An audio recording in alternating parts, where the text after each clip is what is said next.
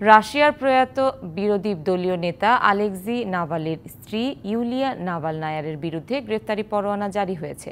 চরমপন্থার অভিযোগে তার বিরুদ্ধে পরোয়ানা জারি করেন রাশিয়ার একটি আদালত। রাশিয়ার রাষ্ট্রীয় সংবাদ সংস্থা তাসের মতে তার বিরুদ্ধে একটি চরমপন্থী সংগঠনের যোগ দেওয়ার অভিযোগ আনা হয়েছে। রুশ আদালত জানান, তদন্তকারীদের আবেদন আমলে নিয়ে ইউলিয়াকে গ্রেফতারের সিদ্ধান্ত নেওয়া হয়েছে।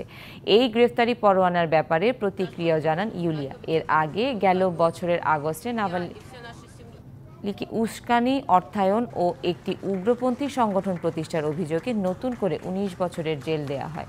চলতি বছরের ফেব্রুয়ারিতে কারাবন্দী অবস্থায় মারা যান রাশিয়ার বিরোধী দলের নেতা ও প্রেসিডেন্ট ভ্লাদিমির পুতিনের সমালোচক আলেক্সি নাভালনি।